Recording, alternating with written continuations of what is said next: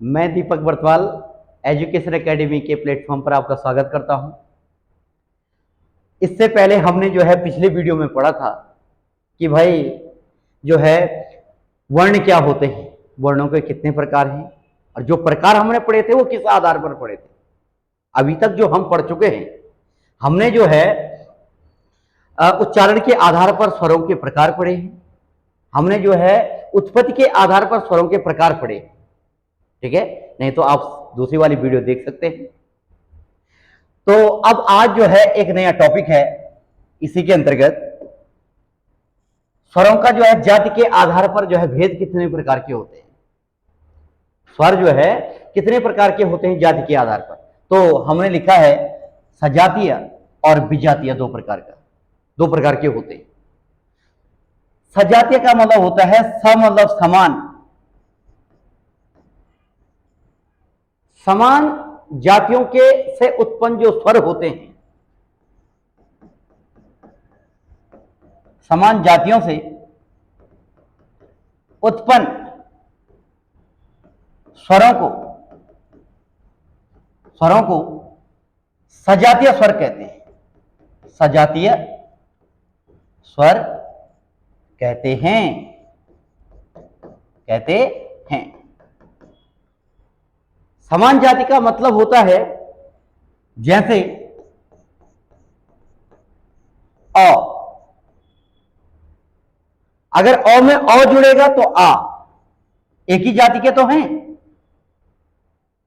अगर ई और ई जोड़ेंगे तो जो है इसमें ई बन जाता है।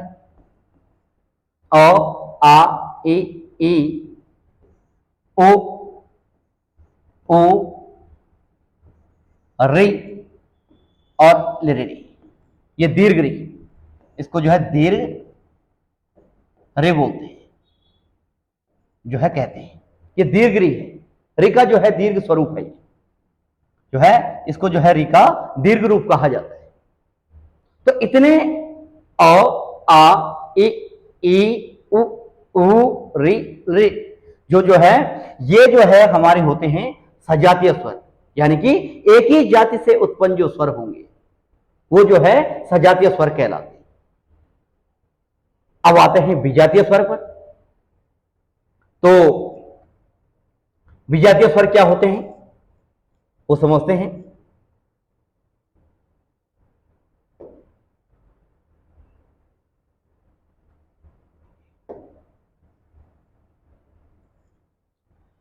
विजातीय स्वर, विजातीय का मतलब होता है कि दो भिन्न स्वरों के योग से बनने वाले जो है नया स्वर ध्वनि दो भिन्न स्वरों के योग से बनने वाले, दो भिन्न स्वरों के योग से बनने वाले नई स्वर ध्वनि को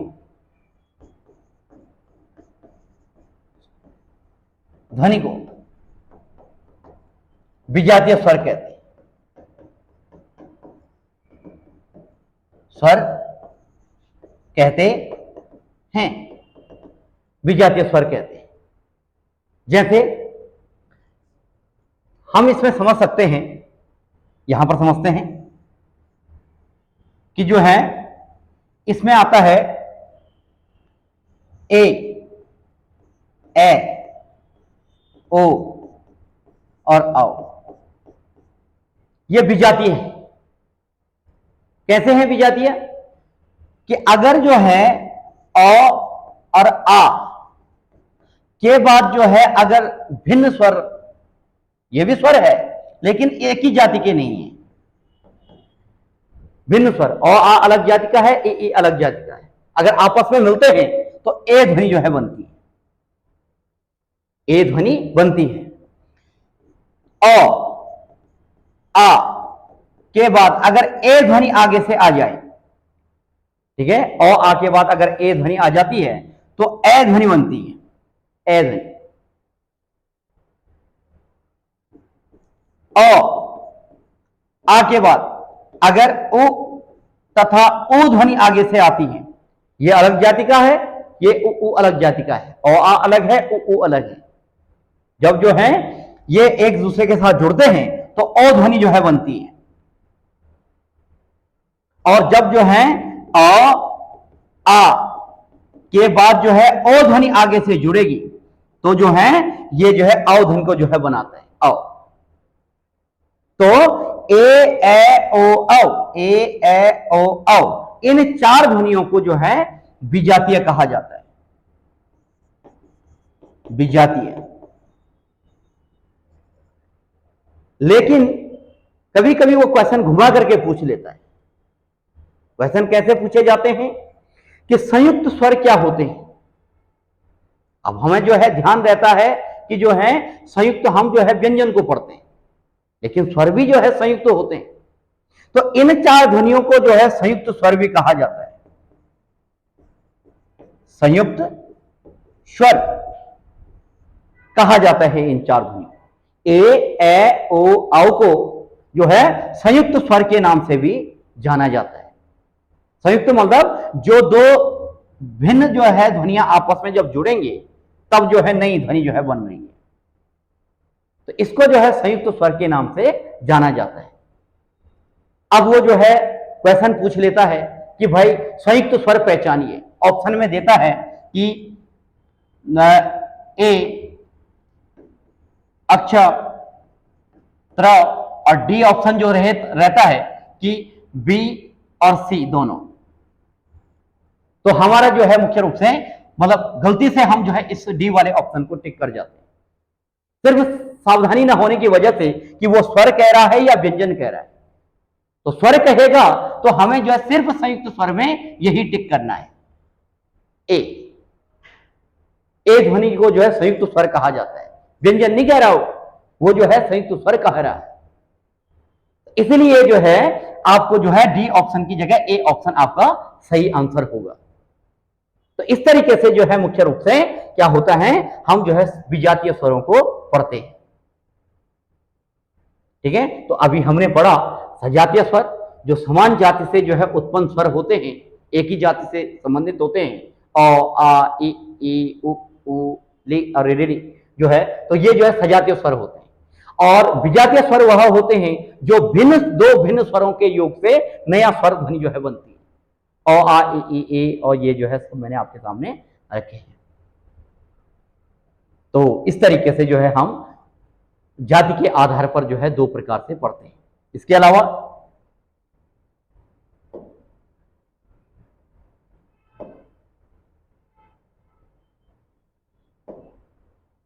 अलावा अगला प्रकार है जीवाकृति के आधार पर स्वरों के भेद। हमारी जो जीभ होती है वो स्वरों के उच्चारण में कैसे कैसे मूव होती है, कहां कहां जो है जोर पड़ता है जीवा पर, उसके आधार पर जो है हम तीन प्रकार से जो है पढ़ते हैं स्वरों को। तो इसको कहा जाता है जीवाकृति के आधार पर। जीव की जो आकृतियां बनती हैं समान रूप से नहीं रहती, जीवा जो है अलग अलग भागों में जो है मूर्ति है, अलग अलग उच्चारण में। तो सबसे पहले आता है अग्र स्वर, जिसमें जीव का जो है फ्रंट पार्ट यानी कि जो है आगे का भाग जो है मुड़ जाता है। तो जिस ध्वनि में जीवा का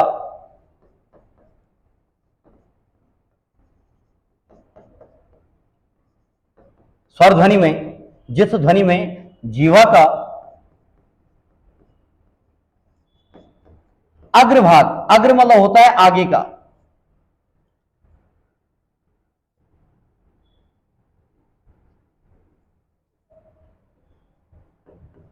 आगे का भाग मुड़ जाता है, उसे अग्र स्वर कहते हैं, स्वर कहते हैं, उसे जो है अग्र स्वर कहा जाता है। जैसे ई ई ए ए, ये चार ध्वनियां होती है अग्र में, ये जो है अग्र स्वर है।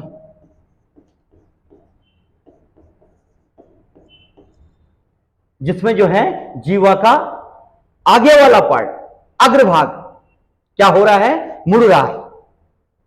तो जो है ई ई ए को जो है हम थोड़ा सा जीभ जो है आगे से मुड़ जाता है, तो इसको जो है अग्रभाग कहते हैं। तो ये अग्रस्वर हो जाता है। इसके बाद है मध्य स्वर। मध्य स्वर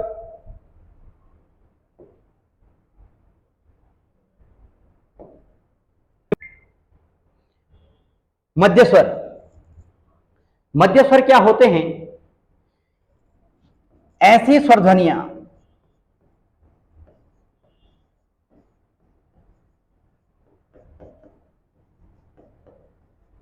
जिसमें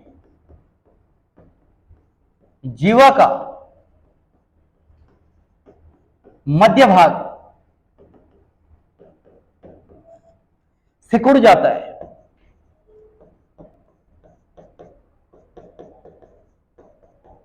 उसे मध्य स्वर कहते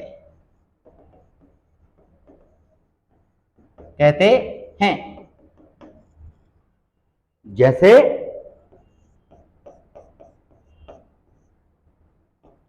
अ, एक सिंगल ध्वनि होती है अ ध्वनि के उच्चारण में जीवा का मध्य भाग जो है सिकुड़ जाता है। तो ये पेपर में पूछने का रेशियो भी ज्यादा रहता है, इसका पूछा जाता है, ठीक है, कि जो है ऐसी स्वर ध्वनियां जिसमें जीवा का जो है मध्य भाग सिकुड़ जाता है या जो है किसी भी रूप से जो एक्टिव रहता है, तो उसको कहा जाता है मध्य स्वर। ये मध्य स्वर की परिभाषा है। इसमें अगर वो कहता है कि मध्य स्वर पहचानिए, तो आपको अ ध्वनि पहचाननी होती है, ठीक है। इसके बाद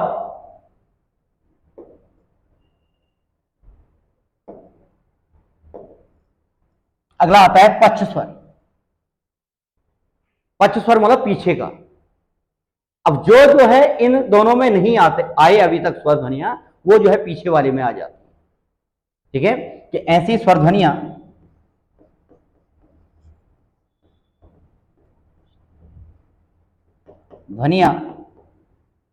जिसमें जीवा का पिछला भाग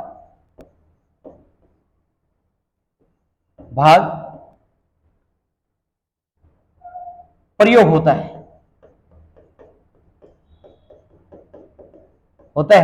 उसे पक्ष स्वर कहते हैं।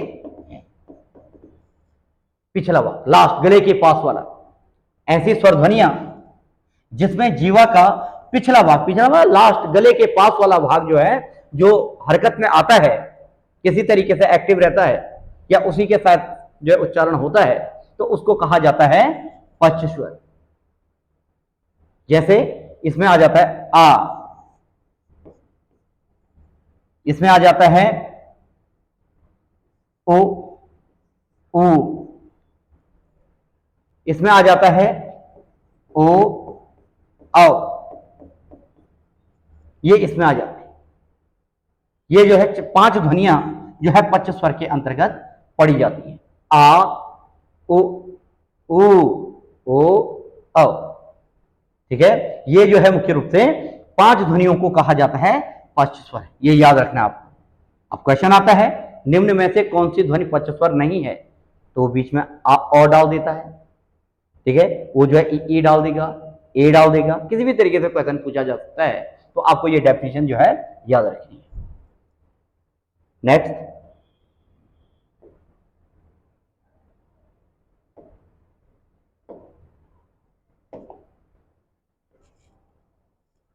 अगला हम पढ़ते हैं,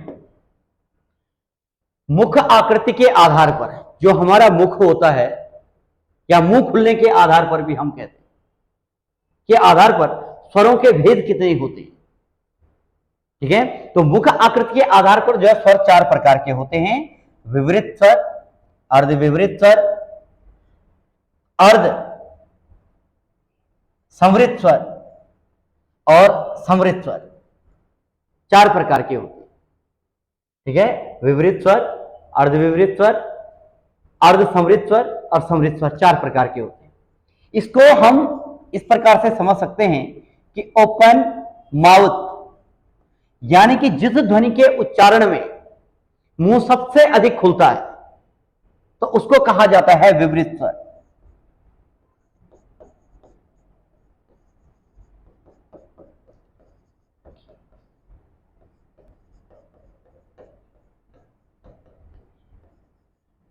मुंह सबसे अधिक खुलता है उसे विवृत स्वर कहते हैं। स्वर कहते हैं जैसे जैसे आ ध्वनि के उच्चारण में सबसे ज्यादा जो है मुंह खुलता है। आ, बस मुंह की बीमारी नहीं होनी चाहिए, बाकी जो है आसानी से जो है मुंह सबसे ज्यादा खुलता है। तो जिस ध्वनि के उच्चारण में मुंह सबसे अधिक खुलता है उसे विवृत स्वर कहते हैं। तो आ ध्वनि जो है इसमें आ जाती है, ये याद रखना है। इसके बाद आता है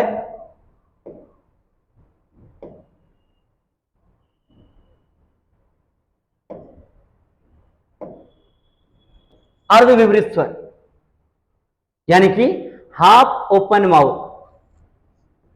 हाफ ओपन माउथ भी कहते हैं, यानी कि आधे से अधिक के लिए जो खुलता है जिस ध्वनि के उच्चारण में, उसको जो है अर्ध विवृत स्वर कहते हैं। ठीक है, इसमें जो है कौन कौन सी ध्वनि आ जाएगी? तो इसमें आता है अ, ए और औ। ये ध्वनियां जो है मुख्य रूप से क्या होती हैं? अर्ध विवृत कहलाती है। ये ध्वनियां अर्ध विवृत कहलाती है। परिभाषा क्या होती है कि ऐसी ध्वनियां जिनके उच्चारण में जो है मुंह आधे खुलता है, ठीक है, आधे से अधिक के लिए खुलता है, जो उसको कहा जाता है अर्ध विवृत, हाफ ओपन माउथ।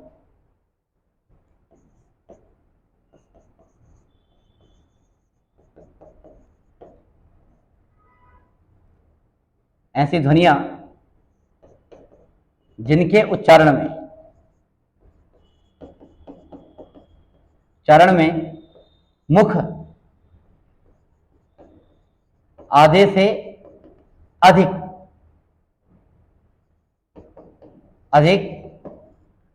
के लिए खुलता है, उन्हें अर्ध विवृत स्वर कहते हैं।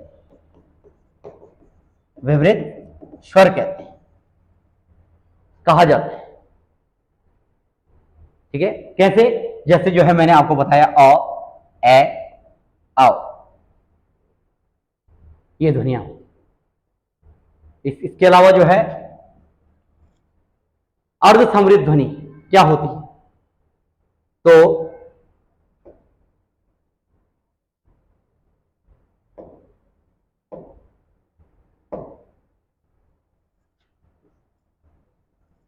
अर्ध समृद्ध ध्वनियां क्या होती हैं? ऐसी स्वर ध्वनियां जिनके उच्चारण में मुंह आधे से कम के लिए खुलता है। समृद्ध का मतलब होता है क्लोज माउथ, आधे से कम के लिए खुलता है। तो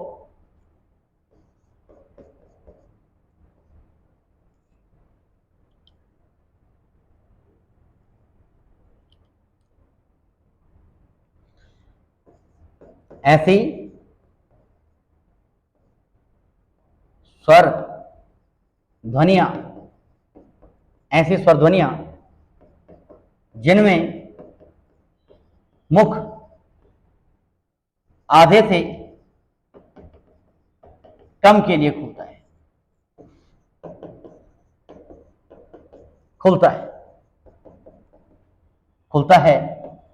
उन्हें अर्ध समृद्ध ध्वनि कहते हैं, कहा जाता है। अर्ध समृद्ध, इसको हाफ क्लोज माउथ कहा जाता है। Half close mouth, half close mouth के नाम से इसको जाना जाता है, आधे से कम के लिए जिसमें खुलता है।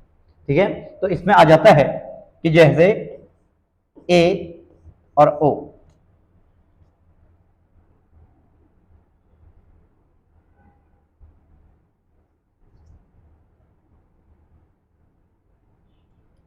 ए और ओ।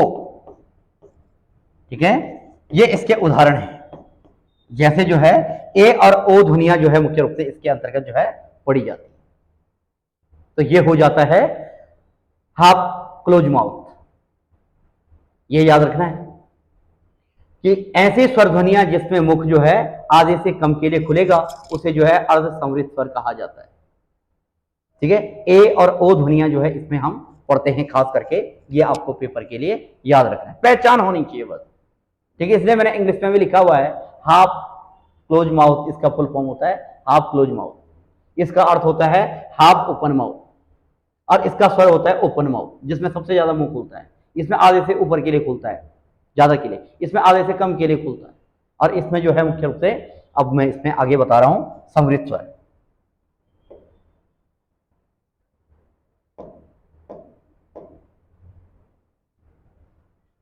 अगला है समृद्ध स्वर। ऐसी स्वर ध्वनियां, ऐसी स्वर ध्वनियां जिसमें, ऐसी स्वर ध्वनियां जिसमें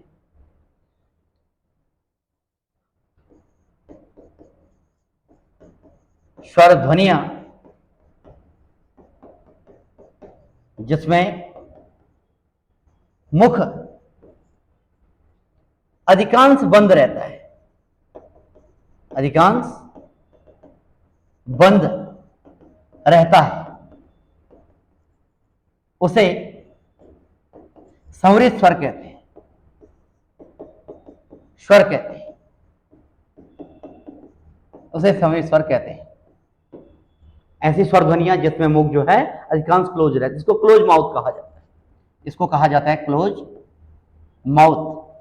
मुंह जो है कम, बिल्कुल जो है बंद की तरफ जो है ज्यादा रहता है। तो इसमें आ जाता है, इसमें आता है ए, ए और ओ ध्वनिया, ए और ओ ध्वनिया, ओ ध्वनिया आ जाती है। ठीक है, तो जो है ए और ओ ध्वनिया जो है, ये जो है आपको उदाहरण के तौर पर याद रखने। इन ध्वनियों में जो है उ में जो है मुंह बंद रहता है, ई में भी जो है अधिकांश, अधिकांश मतलब होता है पूर्णतः नहीं। ठीक है, अधिकांश जो है उसमें बंद रहता है। तो इन ध्वनियों को कहा जाता है समृद्ध ध्वनियां। ये पहचान के लिए जो है कभी यहां से यहां डाल देता है, इसमें से इसमें डाल देगा, इसमें से इसमें डाल देगा, इसमें से इसमें डाल देगा, कौन सा नहीं है कौन सा है, ये पेपर में पूछने के तरीके होते हैं। इस चीज का थोड़ा सा ध्यान रखना है आपको पेपर में।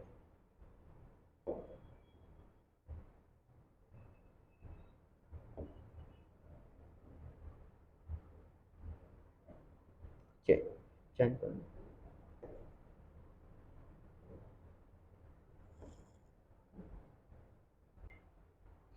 अब हम जो है अगला स्वरों का प्रकार पढ़ते हैं। स्वरों का प्रकार है हवा के नाक मुख से निकलने के आधार पर स्वरों का वर्गीकरण। एक प्रकार ये भी है, इसको भी पढ़ लेते हैं, पेपर में पहचान के लिए आ जाता है। एक होता है अनुनासिक स्वर। अनुनासिक स्वर क्या होते हैं कि ऐसी स्वर ध्वनियां, ऐसी स्वर ध्वनियां जिसमें नाक की सहायता से जो है ध्वनियां उच्चारित होती। ठीक है, ऐसे स्वर ध्वनियां जिसमें नाक की सहायता से ध्वनियां उच्चारित होती हैं, उच्चारित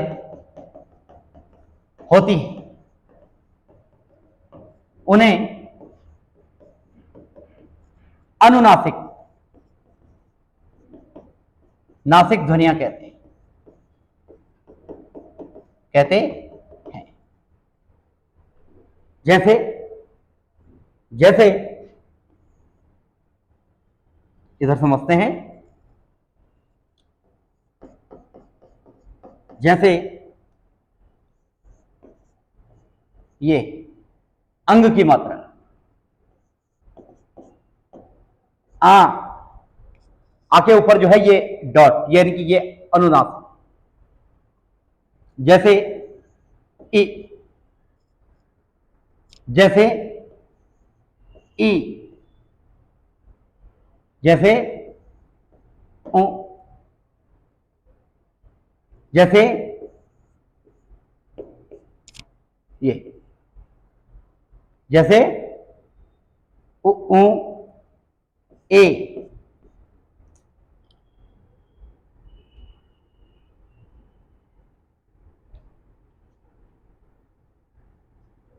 जैसे ए, ओ, ये इस तरीके से जो है, जब जो है इससे जैसे जो है अंगूर बनता है, इससे शब्द बनता है अंगूर, इससे बनता है आंख, इससे बनता है जैसे इंच, इंच बोलते हैं हम पैमाना, इसके बोलते हैं हम ईंट, जैसे इससे बोलते हैं उंगली, इससे बोलते हैं हम ऊंट, इससे बोलते हैं ऐसरा, इससे बोलते हैं हम ऐसे, इससे बोलते हैं हम औंस, और इससे बोलते हैं हम औंस, पैमाना, औंस। तो ऐसे जब शब्दों का निर्माण होता है तो उन स्वरों को क्या कहा जाएगा, जो जिनमें जो है ये स्वर नाक के सहायता से जो है उच्चारित होकर के शब्द बनाते हैं, तो इन स्वरों को कहा जाता है अनुनासिक। अनुनासिक मतलब नाक के साथ, साथ में नाक के साथ जो है मुंह से उच्चारित होने वाली ध्वनियां, अगर नाक बंद करेंगे तो इनकी प्रॉपर ध्वनि नहीं निकल पाएगी। अगर हम नाक बंद करके अंगूर बोलेंगे तो जो है अंगूर की ध्वनि अंगूर जैसी नहीं निकलेगी, तो इनको कहा जाता है अनुनासिक ध्वनियां। अगला होता है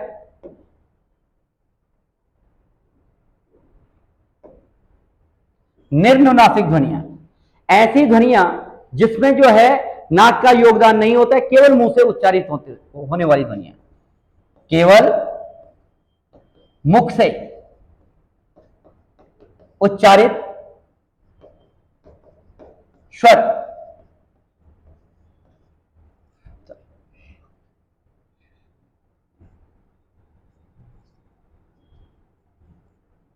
स्वर निर्नुनासिक कहलाते हैं।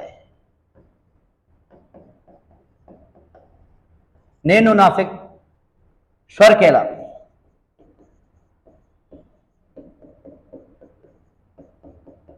निर्नुनासिक स्वर कहलाते हैं। तो इसमें जो है जैसे सामान्य रूप से अ, आ, ए, ई, ओ,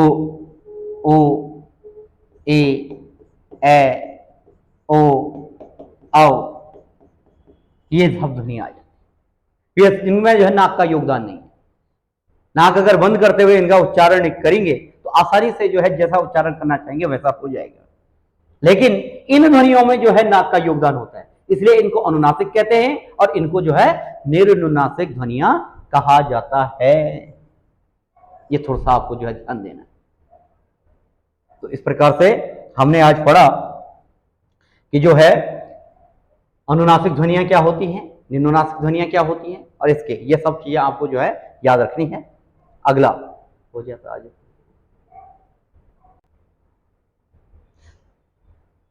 आज आज के लिए जो है इतना ही जो है हम पढ़ते हैं। अगले इससे अगले तीसरे वीडियो में, यानी कि जो है तीसरे थर्ड पार्ट में जो है वर्णमाला के थर्ड पार्ट में मैं व्यंजनों के सभी प्रकार आपको उपलब्ध करवा दूंगा। ठीक है, तो आज के लिए धन्यवाद।